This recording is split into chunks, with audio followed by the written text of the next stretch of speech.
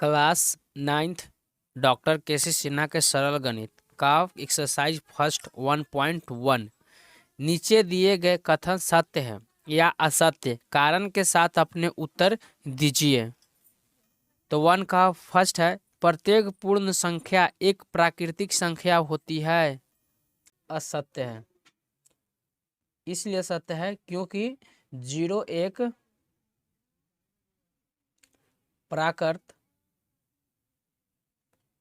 संख्या नहीं है। प्राकृतिक संख्या नहीं है। 0 पूर्ण संख्या है। क्या है? 0 पूर्ण संख्या है।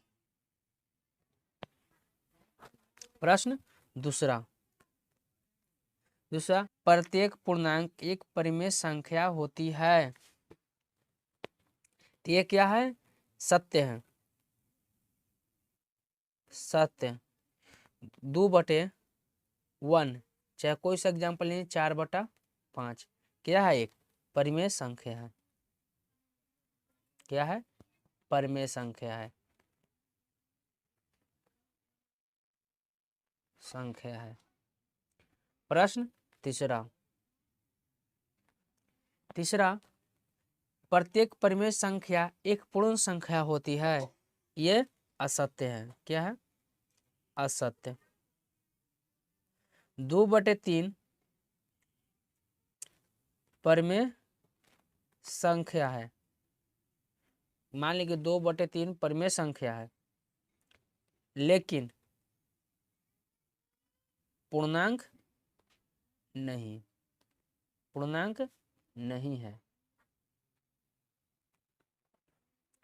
प्रश्न 4 यदि कोई परिमेय संख्या p/q तो q बराबर +1, तो हम इसका भी लिखते हैं। क्या है? ये असत्य है। ये भी क्या है? असत्य है। इसलिए सत्य है कि 6, मान लिया कि 6 है और 2/3, तो क्या है? 3 हो गया। बराबर में 3, तो 3 एक क्या है? पूर्णांक संख्या है। 3 एक क्या है? पूर्णांक संख्या है, जो कि पूर्णांक संख्या जो कि q बराबर क्या हो गया? 2। इसलिए सत्य है। प्रश्न 5 यदि कोई परिमेय संख्या p/q पूर्णांक नहीं हो तो q बराबर +1 नहीं हो सकता है। ये सत्य है। क्या है? बिल्कुल सत्य है। ये नहीं हो सकता है। कैसे? तो 4/3 क्या है? परिमेय संख्या है, p/q के रूप में है। और यह क्या है? तो यहाँ पर 4/3 क्या है? परिमेय संख्या है, बट पूर्णांक संख्या नहीं है। तो क्या है? 3/4 पूर्णांक नहीं है। नहीं है क्योंकि q बराबर +1, ±1। प्रश्न फर्स्ट। प्रश्न 2 निम्नलिखित पूर्णांकों को परिमेय संख्या p/q के रूप में लिखें। किसको क्या लिखना है? p/q के रूप में लिखना है। p/q के रूप में। तो पहला प्रश्न क्या है? 9। तो 9 को हम क्या लिख सकते हैं? 9/1। दूसरा, इसको हम क्या लिख सकते हैं? 13 को, -13 को, तो -13/1 क्या है? p/q के रूप में है।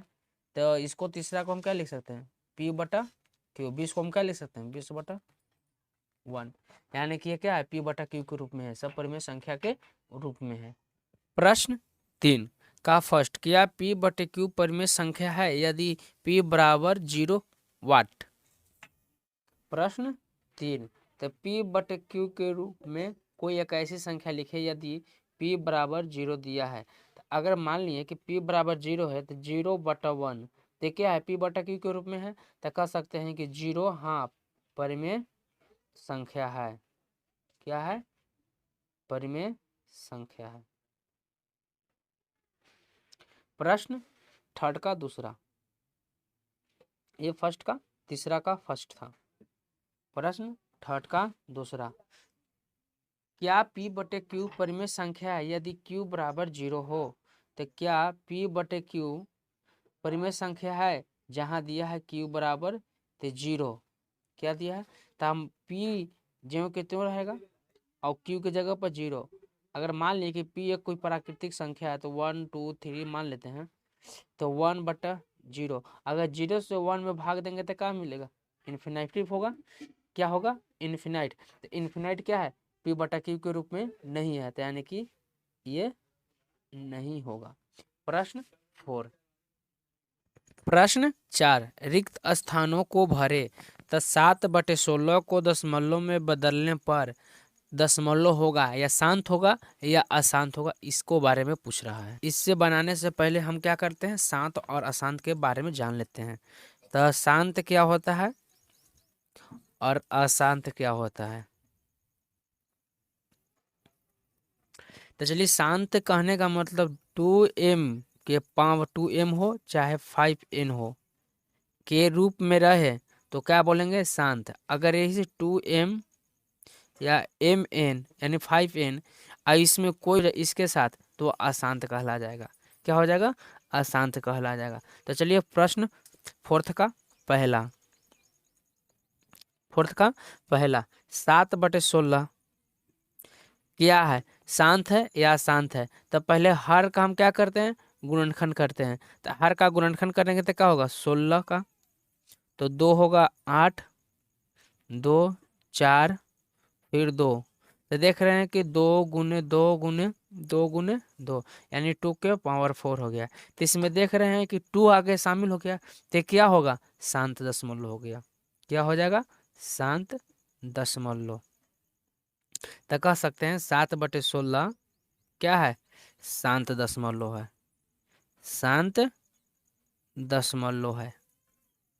प्रश्न 4 का दूसरा क्या है? 3/5 सॉरी 3/25 क्या है? ये भी हो गया शांत दशमलव।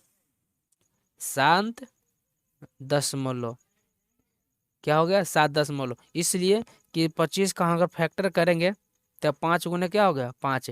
तो देख रहे हैं कि 5 गुने 5, तो देख रहे हैं इसमें 5 5 शामिल है। 2 रहे चाहे 5 रहे, दोनों में से कोई एक भी रहेगा तो शांत दशमलव कहलाएगा। तो ये भी क्या हो गया? शांत दशमलव। प्रश्न 4 का तीसरा, 7/12 को दशमलव में बदलने पर। तो पहले देख रहे हैं 7/12 है, तो 7/12 क्या है? शांत है क्या अशांत है? तो इसका हम फैक्टर करेंगे, तो 12 का फैक्टर करेंगे तो 2, 12 में 2 से 3। तो देख रहे हैं कि 12 का फैक्टर क्या आएगा? 2 गुने 3। तो शांत दशमलव होने के लिए क्या चाहिए? 2 या 5 होना चाहिए। तो देख रहे हैं कि 2 इसमें भी है और इसमें 3 है, तो दोनों शामिल हो गया। तो ये क्या हो जाएगा? 7/12 अशांत दशमलव हो गया। क्या हो गया? अशांत दशमलव। अशांत दशमलव। प्रश्न 4 का 4। प्रश्न 4 का 4, यदि परिमेय संख्या p/q के हर का ऋण गुणनखंड 2 और 5 हो तो p/q को दशमलव के रूप में लिखा जा सकता है। बोल रहा है कि p/q के रूप में लिखा जाता है, यानी p/q के रूप में लिखा जाए, 2 लिखा जाए या 5 लिखा जाए। तो हम क्या बोले हैं कि कौन सा दशमलव होगा? जिसमें 2 और 5 हो, दोनों शामिल हो, तो उसे क्या कहा जाता है? शांत दशमलव कहता है। तो इसको हम लिख सकते हैं शांत दशमलव में, कि शांत दशमलव में कहा जा सकता है। क्या कहा जा सकता है? शांत दशमलव कहा जा सकता है। चलिए प्रश्न 5, निम्नलिखित परिमेय संख्या को दशमलव रूप में लिखने पर कौन सा शांत दशमलव होगा? तो हम सबको क्या करेंगे? ऑप्शन है पहला में 2/11, 5/9, 9/16 और 11/30। तो सबको हम हर को क्या करेंगे? गुणनखंड करेंगे। तो हर का गुणनखंड करेंगे 11 का, तो क्या होगा? 1 × 11। तो देख रहे हैं कि इसमें न 2 है और न ही 1 है, सॉरी 2 है और न ही 5 है। तो शांत दशमलव होने के लिए क्या चाहिए? 2 और 5 दोनों में से कोई एक होना चाहिए या तो दोनों होना चाहिए। तो इसमें नहीं है, तो ये क्या है? अशांत दशमलव। सिर्फ हमको क्या छांटना है? शांत दशमलव। तो 9 का आप करेंगे, तो 9 का करेंगे तो 3 × 3, न इसमें भी 2 है और न इसमें 5 है, तो ये भी क्या हो गया? अशांत दशमलव हो गया। तो ये भी क्या होगा? ऑप्शन नहीं होगा। अब 16 का देखते हैं, तो 16 के करेंगे तो 2 × 2 × 2 × 2। तो देख रहे हैं कि सब में क्या है? 2 2 है। तो ये अशांत दशमलव होने के लिए क्या चाहिए? 2 या 5 या दोनों होना चाहिए। तो देख रहे हैं कि इसमें क्या है, 2 शामिल है, तो ये क्या होगा, शांत दशमलव हो गया। तो कह सकते हैं प्रश्न 5 का तीसरा का आंसर क्या है, 9/16 क्या है, शांत दशमलव है। क्या है, शांत दशमलव है। प्रश्न 6,